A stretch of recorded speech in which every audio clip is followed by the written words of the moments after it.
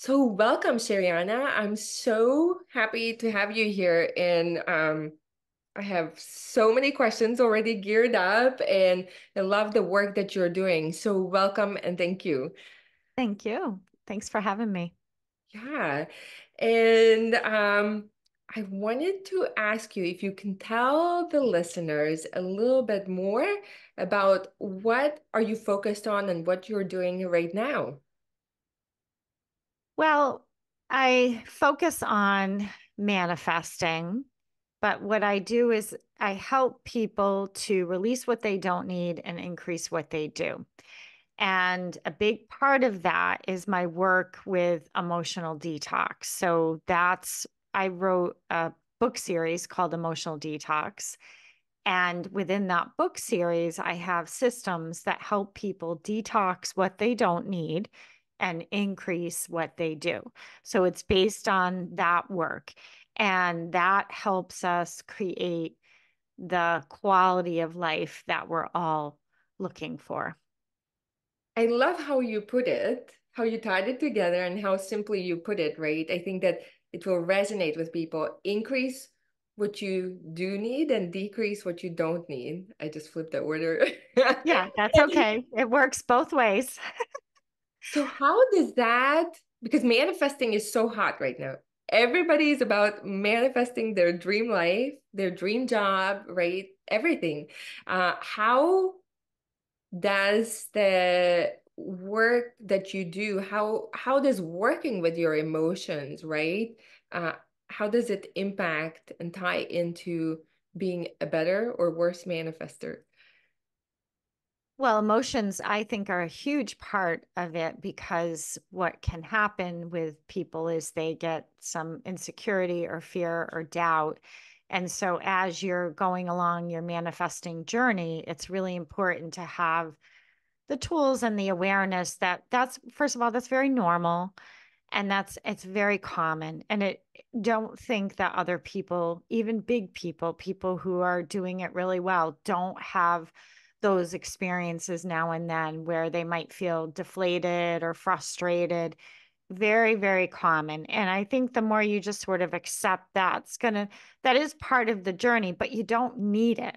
So what can happen is that we can hang out in it a little bit too long. And that might look like ruminating, that might look like storytelling narratives. And so when we do that, what ends up happening is we, excuse me, block ourselves from processing our emotions. So we are manifesting, but then at the same time, we're blocking.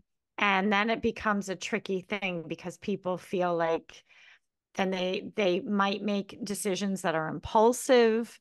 They might change their mind. They might lose their patience. Manifesting does require some patience. It requires your ability to let go and release things and to trust. And so, what I do is teach people how to sort of detox those, I call them reactions, so that you can actually process and feel your emotions because when they're pure and raw, you gain energy from them. When they're polluted with negativity or fear or insecurity, then you don't get energy. You actually lose energy. And you need energy, consciousness to be able to create what it is that you are looking to create. And again, a lot of people, what I find, they just want a quality of life. It's not even about better. They just really are focused. I want some quality time for family, myself, to be able to interact. They want some meaning in their life. Definitely. And quality of Mhm. feelings, Yeah. right? Feeling good. They want to feel happy, however people call it, but at the foundation, at the baseline of like when you want a better job, when you want more money, when you want like trips or, all these, a better husband, better, whatever, isn't underneath all of it that you actually think that it will make you feel better? Yeah, I think sometimes, but we have to be careful we don't go to the outside first. So Hmm. manifesting doesn't begin on the outside, it begins on the inside. Spiritual laws of the universe teach us that. And I wrote about them in my latest book, Energy in Action. I talk about the spiritual laws and how they really teach us how to feel and process our emotions. A lot of people use them for what they want, and that's partially what can come from understanding those laws. But I say they really teach us how to move energy, the energy of our emotions. So if I want, because I might get those things and I might not have that exact experience, or it might be fleeting, or it might start off on a high and then end in a crash. How many times have you met someone where they meet someone, they fall in love, they're over the top, right? You have had that happen. Even And like then, not even the romantic, like other situations where, even at work, I thought I wanted something and I get it. And like at first, exactly what you're describing, there's this high, and then you start being taken down from that high by the reality. I'm like, oh, I didn't sign up for this. This is not how I wanted it. So yeah, keep going. Totally. yeah, I mean, it's like then you crash and burn. It's like you say you want more clients, but then if you get too many clients, you're going to feel like you have no time for yourself. Overwhelmed, So stressed, overwhelmed. So and it is sort of that be careful of it's not that we don't look where we're heading and create those business plans and things like that, but you want to really, I always say the energy of your manifesting, the energy in action is sort of the inner atmosphere that you're creating from. And if your inner atmosphere inside your body has a lot of reactivity or unresolved, unprocessed emotions, that's what you're creating from. It's like anything. It's like creating food. You can either pick the ingredients from good quality ingredients, or you can pick the ingredients that are not healthy for you. And you can create the same thing, but you're going to have different outcomes. I love how you're describing it. So your latest book is called Energy in Action. And our energy in action. So this one includes all the emotional detox, not all of it, of course. My emotional detox teaches people the series about emotions, what they are, how we process them, and it gives them a system. Energy in action starts to introduce the laws and how we manifest with our emotions. So there's the difference between the emotional detox book series and energy in action. I love that. I mean, I'm like, I have to get that. So energy in action. So it teaches about the spiritual laws. So how do we know what we are ready for then, right now? To call in, because everybody wants to manifest, right? Mhm. That better Yeah. quality, whatever it is for them. Let's say even the purpose, the job, the next level of abundance, right? Income level, Mm. even appreciation, right? And level of feeling fulfilled and energized. Not just like some of the jobs can be that we do climb that ladder, right? We get the title, we get the team, we get the money. But it's draining us, right? It's not, Mm. it's Oh, too well, much of the it's a good question. I don't think anybody has ever asked me that question. It's a really good question. You know what how I'm gonna answer that today? I don't know if I would change it in the future. go with it. I'm gonna say, how do you know you're ready? Well, ask yourself, what are you afraid of? Okay. What you're afraid of is exactly where you're ready. But usually that next level there is some fear. You are afraid, you want You're it. afraid of it because it's there. So Okay. what are you afraid of? I mean, in terms of what's coming up, meaning what needs to be moved in you. So when I say afraid, what's scary for you? What's triggering for you? Because the reason I'm saying ask it that way is because a lot of reactions are going to come up. That's where the stories are. That's where the narratives, that's where you're going to talk yourself out of things. That's where you're going to get cold feet. Or Mhm. you're going to, people talk about I don't know, what do they call it? Imposter syndrome or Yeah, yeah, yeah. something like that. And I ask my guides because a lot of my books are channeled. I ask my guides about imposter syndrome I think like a couple weeks ago. And I got that's just a fear of being seen and heard.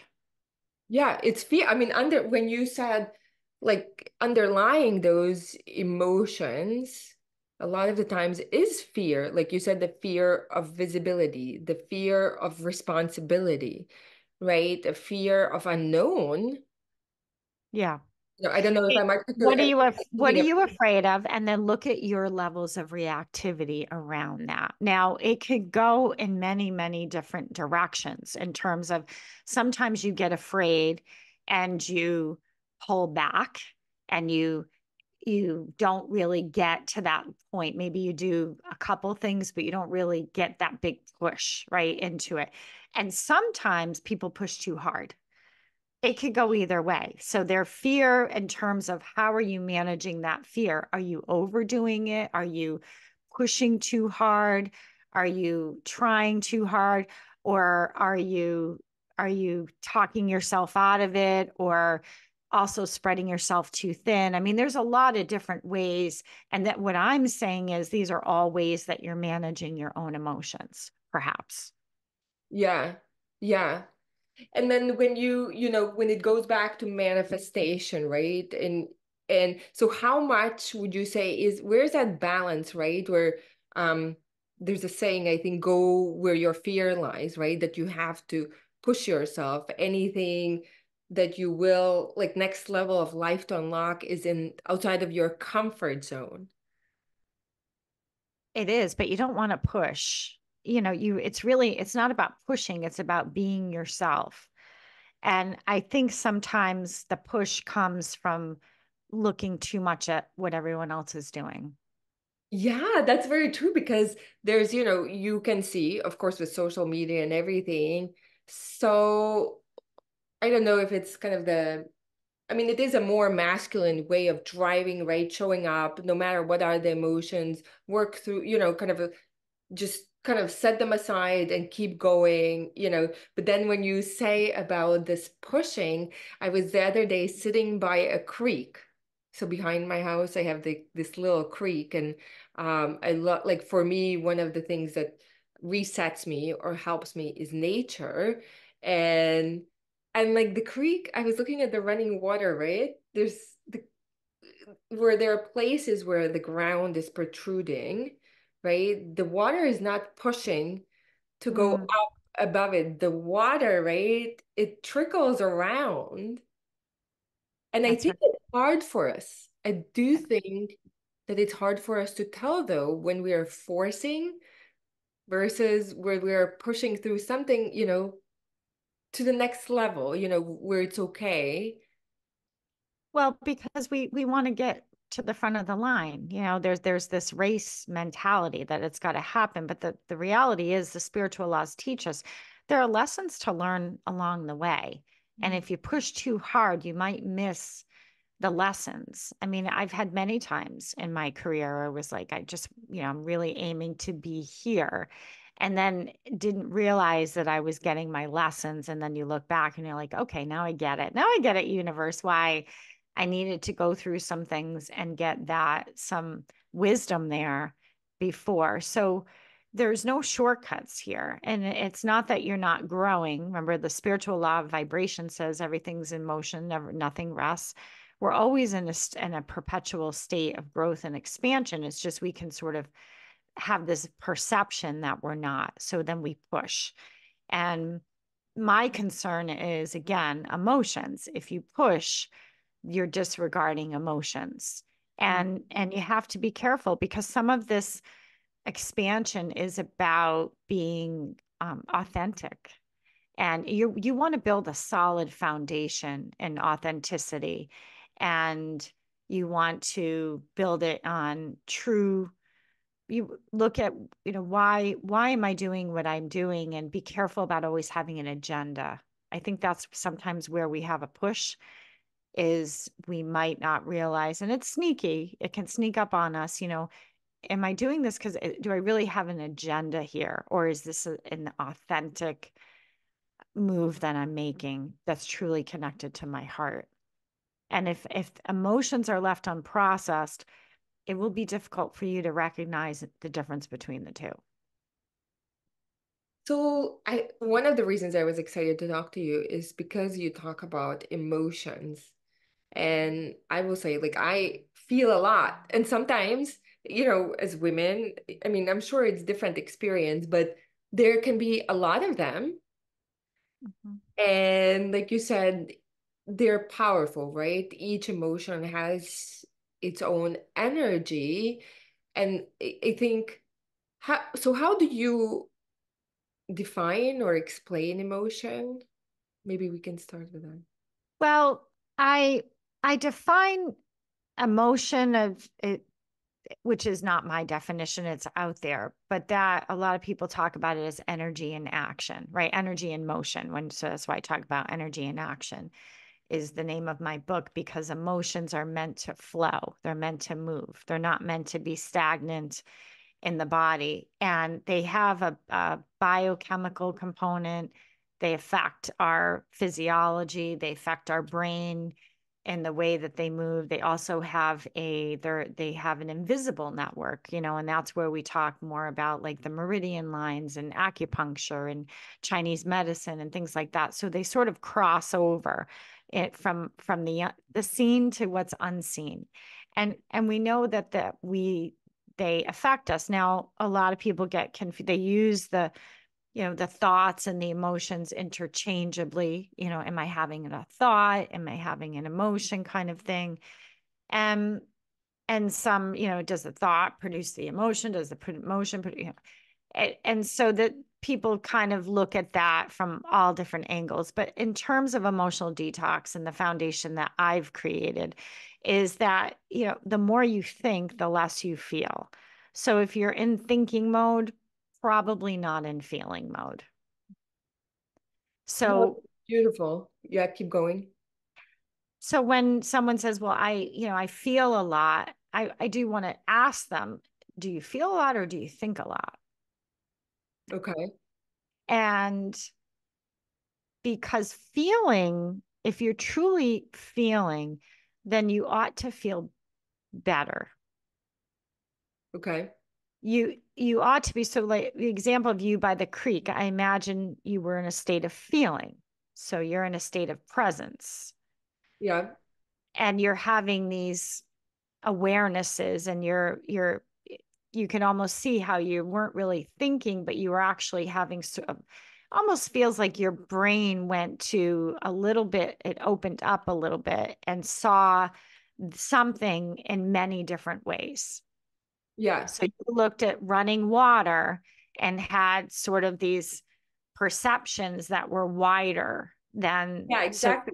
Expansion. You're like you expansion. are like Yes. the expansion. It's kind of more, yeah, this peace, but this like kind of like more eternal, right? This is what nature when give at least for me, it gives that feeling of this like bigness of this more unity.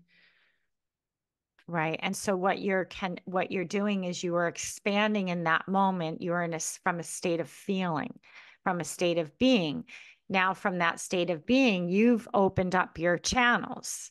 You're seeing something more than one way. That's how inventions can be discovered sometimes. That's how cures can be discovered. I mean, that's the state from emotional detox that I channeled in my system from. It wasn't from thinking and worrying and trying to figure out and planning. It was from being in states like that where you really have to let yourself open up. Now you're connected to the universe. Now you're connected to the infinite wisdom and possibilities. So that's manifesting. What now? Were you doing anything? Were you on your computer? Were you calling people? No, you were just sitting by a river. I say that's energy in action. I think we have to redefine action. I think we have to be careful that we don't call action a reaction because a lot of people are not in action states, they're in reaction states. That's so So cool. go Because ahead. like when you're doing something, I know exactly when I'm doing something because of if I check in, right, of fear of missing out or fear like that because of something. If I don't do this, then I won't get this, or if something bad will happen, or I'll miss out. It's FOMO. And then when you're doing something from that bigger state. So what you're saying is when you're in that more expansive state, Yeah. that's when you're manifesting. So when you're sitting by that water, you're in a state of action. You're not in a state of reaction. So your mind is opening up. The other thing that's happening is you're connecting with the universe, which is vast, which has unlimited, infinite potential, and you're raising your vibration at the same time. And so you can't create from a weak vibration. So if there's any message in terms of energy and action, I think the big thing is you really got to learn to take to time for yourself. It's such a big part of it. You can't be constantly in doing mode. And that's where, old conditioning that I'm not working hard enough, that I have to do more, that I have more hours. And I say do less. That's my motto. You know, remove what you don't need, increase what you do. What do you do need? What do you need? You need time in nature. You absolutely need that. So you need hydration. You need time for connection with family members. We need love. Whatever it is that you need, we want to increase that. But you have to process, again, I'm going to come back to it. You've got to process your emotions along the way. You can't you can't skip that, in my opinion, that part. So as you're talking, I love what you're saying, the time with yourself, that you need that time. Do you sometimes though, I feel, at least from my experience, sometimes it feels like, oh my God, but how much time do I need? Right? How much will be enough for this time for yourself where you can kick into the next level of being, of showing up in this world, right? And manifesting that you want. Well, I mean, that might be, I wrote a book called Emotional Detox Now. That has 135 detoxes in it. I'm almost positive there's a detox in there for detoxing attachment to time. Yeah, the lack of time, like, is that what you're talking about? Like Just the the attachment to time, the attachment to having things go within the time frame. That's a human thing. That's just our we function according to time. There is no time when it comes to spirit. Mhm. It's infinite. There's no parameters. So it just is. So we have to kind of relinquish that a little bit when we think we're in a state of reaction, if we feel like we're wasting time or we don't know how quick. And reactions are going to lower your vibration. There's got to be a piece of, again, releasing what you don't need. And you don't need to be attached to these timelines to create something.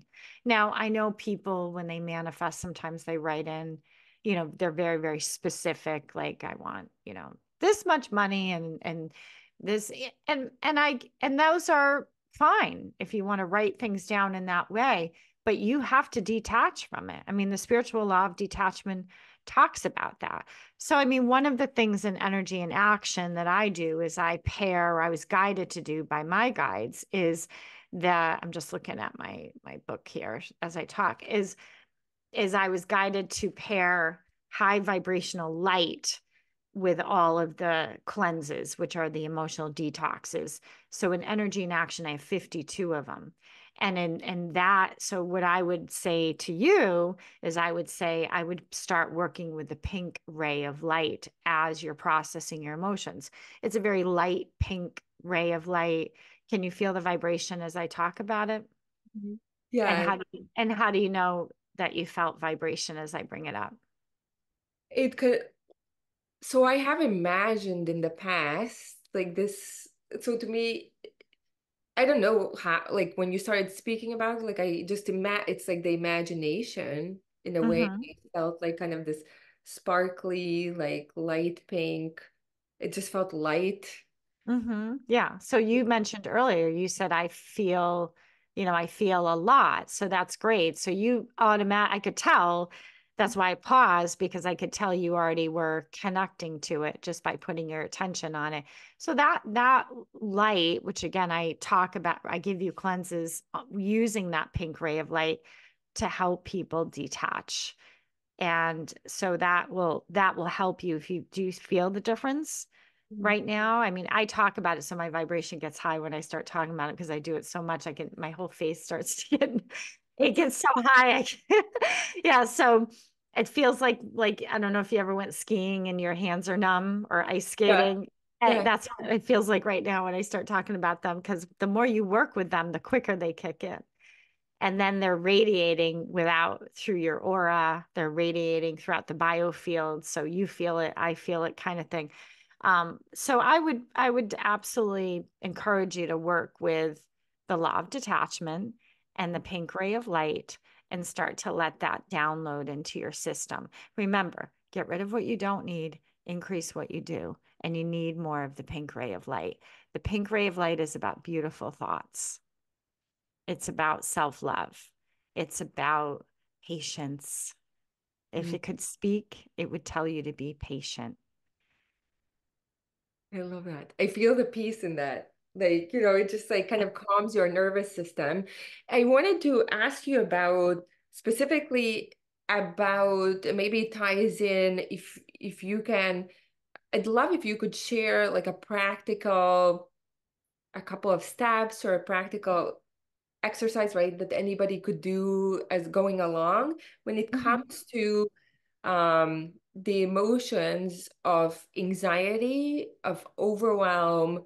Um, I will be very honest with you. I've experienced them for probably 2 decades, like running, in your positions, like advancing in, my in corporate America, but with tremendous anxiety, right? And I know that so many women that I talk to also have similar experience, like what you talk about overthinking, and kind of where we show up, but it's like every day, like you wake up many days with feelings of worry, feelings of stress, and especially, kind of how when you talk about feelings having power, right? These emotions have their own vibration and power. And then Mhm. kind of when you listen to some of the manifestation, self-development, self-improvement, right?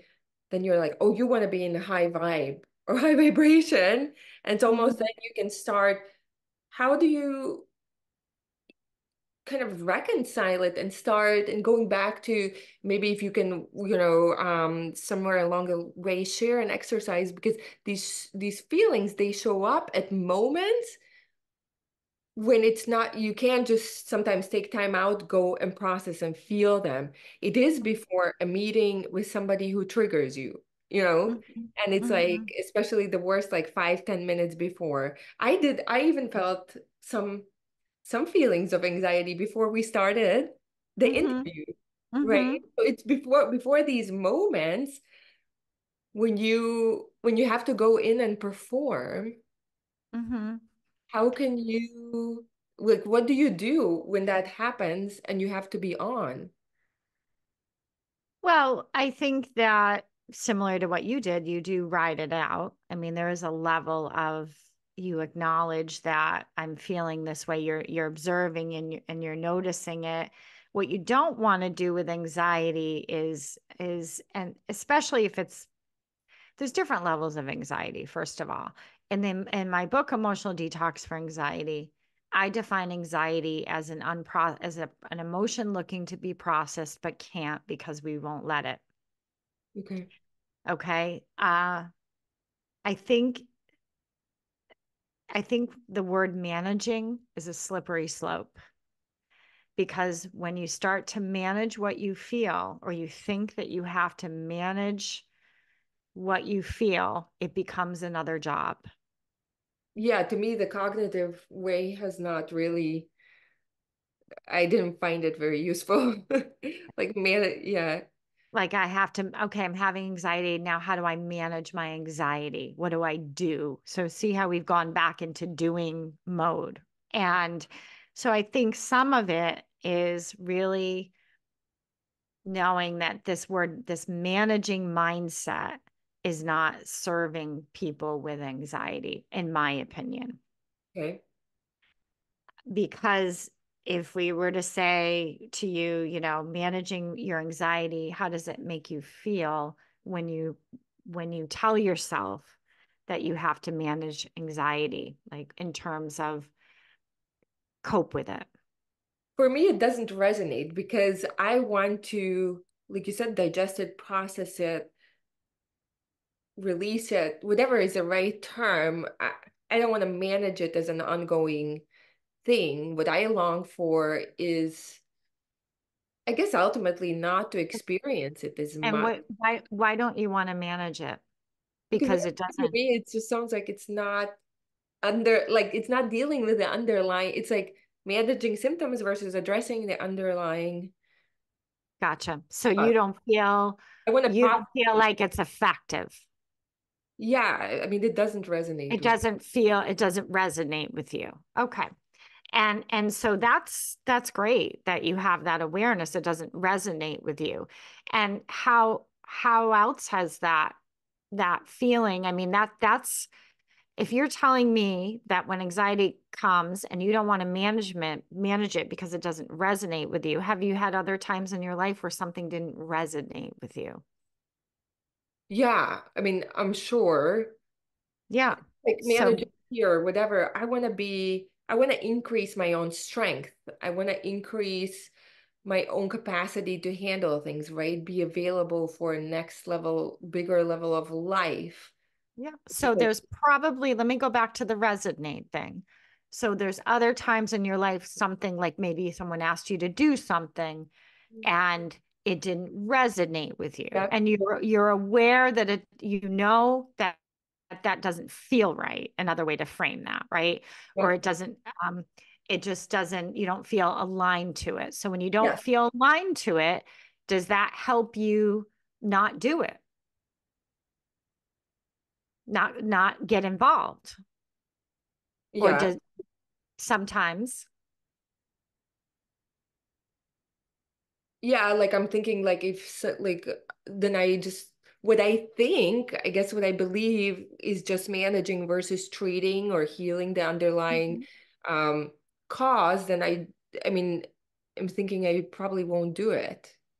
Okay. So most likely you won't. Maybe a few times you might do it, feel Sure. guilty or whatever, right? Yeah. And so so you want to sort of embrace that, that when you manage something, um, it makes you feel, you recognize that you don't resonate with this managing thing. And I think that in itself is a huge awareness that everybody can kind of sink in through you, that when we manage anxiety, then what's going to happen is you don't resonate with things and then you're going to back off, and that that could keep you from moving forward. Do you get what I mean? Because if I don't resonate, I'm not going to get involved, right? Yeah. Now I could stay there too. I could stay in that place of I don't resonate, therefore I'm going to retreat and back off. And Hmm. then what? And then do I just kind of marinate? And in this state where I feel like I'm not going forward, but I'm not really going backwards, kind of thing. And the point is to really let people. I think when we realize that managing can lead to people feeling kind of stuck or treading water, and you mentioned how long, right? That so what I would say is you want to detox this idea of managing, right? Because then it looks at things are a problem. So if I said to you, okay, and when now try it this way, and when I manage anxiety, say that When I manage anxiety, it makes me feel, it makes me feel. and then just breathe. Take an inhale and take an exhale. Don't go to your head. I feel like fear. Like I feel Okay, do it again. Do it again. Go for it. So, and when I manage anxiety, I manage anxiety. it makes me feel, It makes me feel.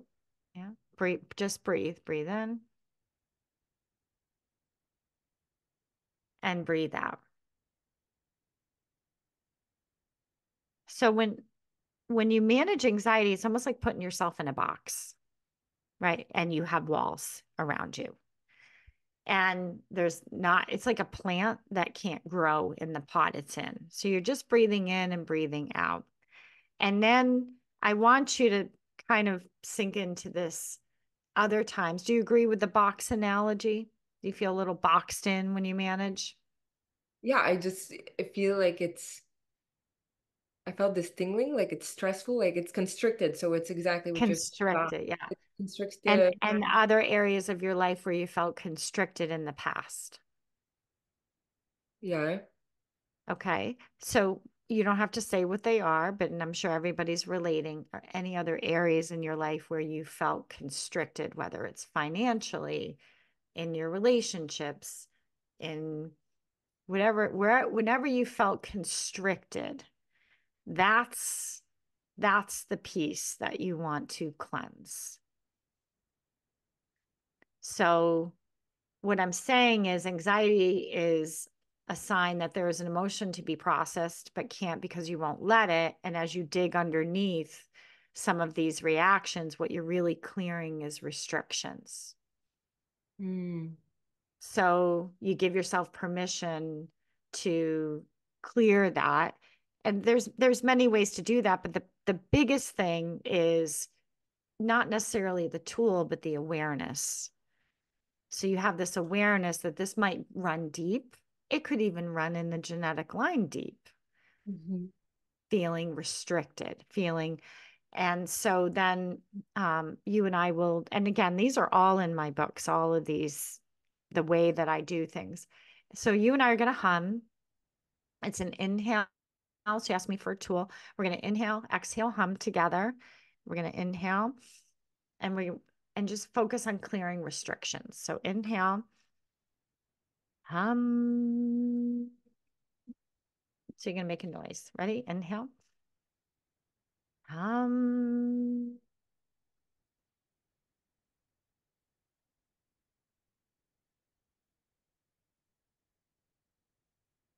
And just kind of really relax your body, relax your face, relax your jaw.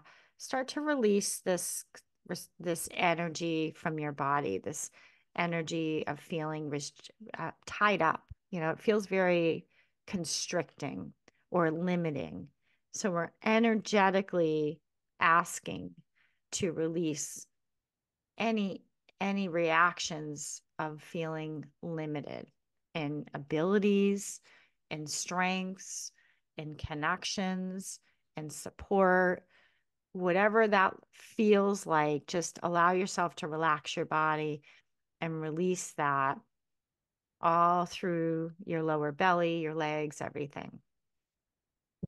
And you're just breathing. So we didn't have to get into the story of it, but we do need to acknowledge it and start to release that. And how do you feel now in your body? I kind of that restrictive, that fearful feeling moved kind of into more of a tingling, and then I could feel like when you do the humming, you Mhm. feel it kind of move, some of the energy move in your head, in your, I guess it's the upper chakras, or I mean it we evened out from that constrictive, fearful feeling, that evened out. So when you say even out, do you feel like you need to pay attention to that? I Do was really feeling into the feeling, so the fear diminished. Mhm. So it Yeah. started transitioning So into, now you no longer, if the fear diminished, does the thought that of did so that means the anxiety diminished, right? The fear diminished, and now you have nothing to manage. hmm. Now you can get more rooted, Yeah. grounded, centered. And then it becomes, and again, this is all in the cleanse, getting very, very clear, I allow open, I allow possibilities, I allow expansion, Mm. I allow growth. And I think that's probably where you want to, and other people want to really sink into is allowing that growth. But you got to move the energy first, like we did before that happens. So this like through the exercises, so it's like you are through these practices, essentially you are anybody who does them, you are moving closer to that expanded feeling, to that feeling that I was feeling at the creek. That's right. And when you talk about emotions having power, does it so people can still manifest from the anxiety, right? From the stress, from the lack. It's those feelings have energy too, right? Well, we're always manifesting. It doesn't end. It doesn't turn on and off with the new year like we think it Yeah. does. We get excited in the new year, but manifesting is happening every moment, every thought, every feeling. We're creating something. We're sending signals out and we're drawing things back in. What I'm saying is focus on your inner atmosphere. You Mhm. don't want to try to manifest from inner chaos or fear or trying to control the way things go. There isn't a real element of learning to let go of the reins a little bit and believing in yourself. I think the more sometimes you've got to know, it's kind of like when you have a teacher and you've learned, and then eventually you might, or a therapist even, and eventually you have to space those appointments out. Mhm. And then eventually you might not see the therapist for a little while. Maybe you do check-ins now and then. The reins at some point have to be let go Mhm. so you can fly. You get what you need. And so that's what I'm feeling around you. I'm feeling like you're ready to let go a little bit, quite Yeah. frankly. I think the more you let go and trust that you have enough inside of you to run the show here, I think the better it'll be. Mm. Don't let hanging on weight your wings. Mm. I've had many teachers in my life and I'm grateful for all of them, but part of the teaching experience too is learning when to let go or to give space. I have many clients who I always say to my clients, they'll say, "Should I come back next week?" And I say, "Well, expect a miracle." I don't know. I mean, I really let them go. Expect a miracle. Expect if you come back, you come back. If you don't, you don't. I want them to kind of feel it. I don't want them to, and that might not be the way other people can function, but I want them to go out and fall down and get a couple bruises here and there and then come back. We'll work through it. Go out again. So just know, it's like children. Mm. You have them for a while, and then eventually you got to let them go to school, and you got to let them try these things out, and you're not right behind them every second of the way, right? So Gosh. I think otherwise you become a very anxious person. Yeah. It's just like helicopter parenting. Eventually you do have to trust that you have enough, given your child enough where they can handle themselves on their own. I think, I mean, that's just what I'm feeling for you. I think I would just say you have enough to go off and play around for a while. Oh, I love that. I don't know if you resonate with that, but Oh my God. Yeah, it's okay. I don't know you, but that's what I'm feeling. Just let go. It's like training wheels. You take the training wheels off. I love that. And you know what? I think that so many also women will be able to resonate. And I think, I don't know if you can comment on this, and I think you referred to it also in one of your books, and I'm sure more than one. I was reading the Emotional Detox for Anxiety, where I think it's the control, it's the putting, like I got to the place where I got. um, with using one set of tools and controlling a lot. And even in workplace, right? In so many companies, it's kind of the culture that you have to have strategy, action plans. You can't like it's kind of the other narrative that you can't let go. You have to plan, next steps. How will you transform this? How will you get to these results, right? It's all planning, goal setting, and then this never ending thing throughout the year. And like letting go of control, it's like the opposite of how is this why it's so uncomfortable or can be so also. Well, this is a retraining. Remember, so let's go back to when you were by the water. When you were by the water, you had higher, I'll say that there was higher thinking there. There was more than one perception, more viewpoint. Yeah. You had awarenesses there. If you're in planning mode all the time, you're not going to have that. You're Mhm. going to be valuable to a company if you can let go and go to those higher states and pull out some of that wisdom that could be life changing Mhm. for a company. Mhm. It could change the trajectory. I've had clients and high corporate. I feed them ideas. They're like, oh my gosh, I can't wait to. I'm like, gee, I wish I worked for them because I would actually get credit for all of this stuff. But I'll get like higher thinking. I'll be like, have you guys thought of this? That all of a sudden I'm given like this people who live.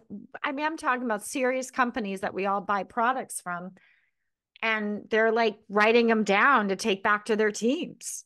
It's because I'm seeing and feeling and getting information from another place. Yeah. So you get stuck in those lowers. Let them say it all they want. You got to plan this, that. Go along with it. I'm a professor also, and I teach, and I go along with it. I have obligations and rules and guidelines that I have to follow. Once I'm in that classroom, I'm channeling. I Mm. change things on a dime, and I'm not changing the curriculum.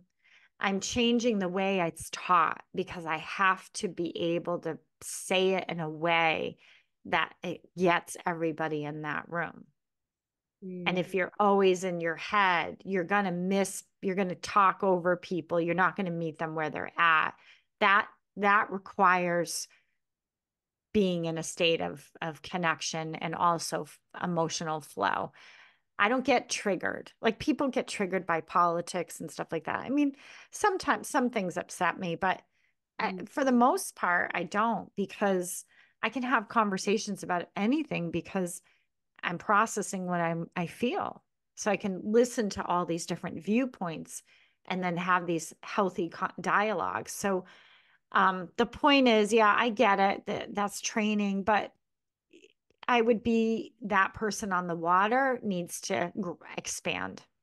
Mm. Has it been your own journey to get to this place and your work and everything that you've done?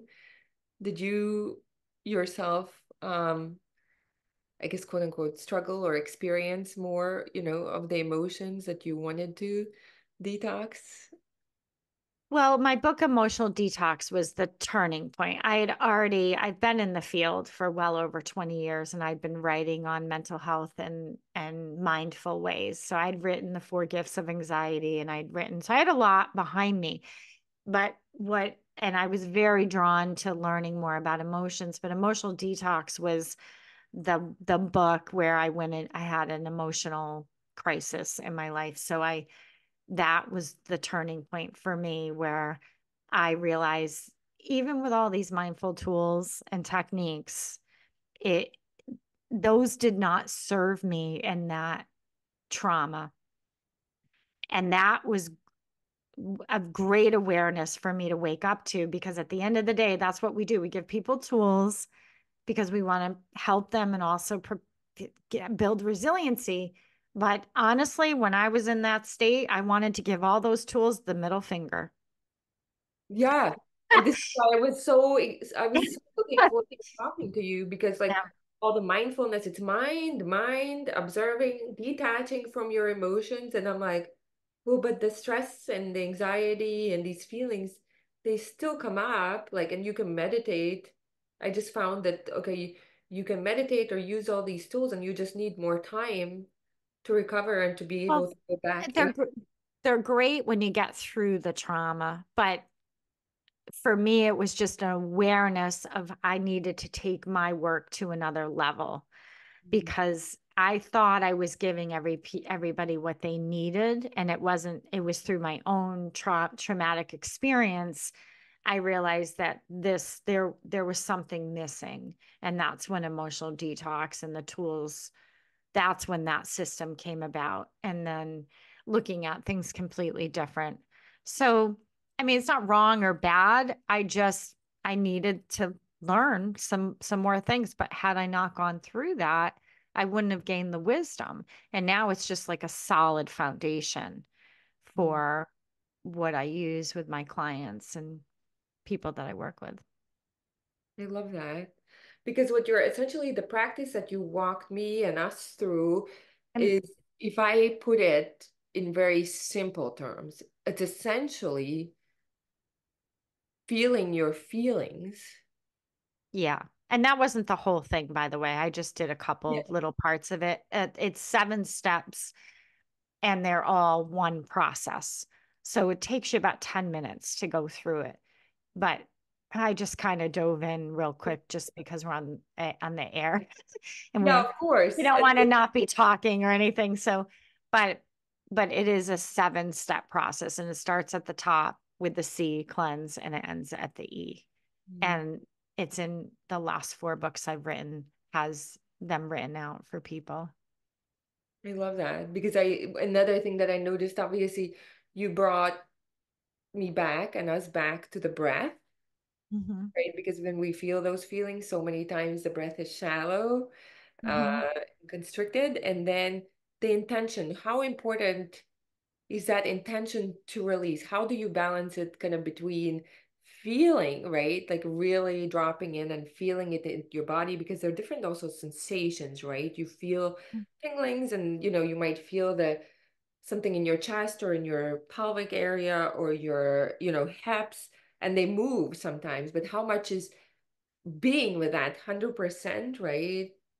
And Mm-hmm. that intention for it to be released. Well, you want to give it some direction. Okay. So that's where that cleanse is helpful because it brings you into a state of feeling. But then once you're in that feeling, that vibration, you want to give that energy a focus and direction. So for you, it was opening up, spreading your wings, and starting to get out there. And again, it just that sometimes, you just take the training wheels off. I mean, are you not going to fall down just because you took your training wheels off? No, you're still going to have moments, but you're going to get better and better until eventually you're going to be smooth sailing. So I just kind of felt like don't hold yourself back. And I think that's what happens with a lot of women entrepreneurs is they hold themselves back Yeah. and also again just minimizing the emotions, not taking them, realizing that they're an incredible resource to help you create that quality of life we're all looking for. I love that. I didn't get to my questions and about your newest book. I wanted to ask you what are like some of the other laws because I think what we hear about is this law of attraction. You need to vibrate at this high vibe and to attract the good things, right? But I Mhm. want to be respectful of your time and maybe, like you said, we can come back for part two in the future. But Sherianna, tell us how people can find your beautiful work and connect with you. Sure. Yeah. So I'm Sheriannaboyle.com. That's my website. That's where all my books are. That's where my coaching is. And then I do have a once a week, I take people through guided, I have a membership practice like the one so so they can do it with me virtually. It's only 30 minutes when we get online. And I do the practices from Energy in Action.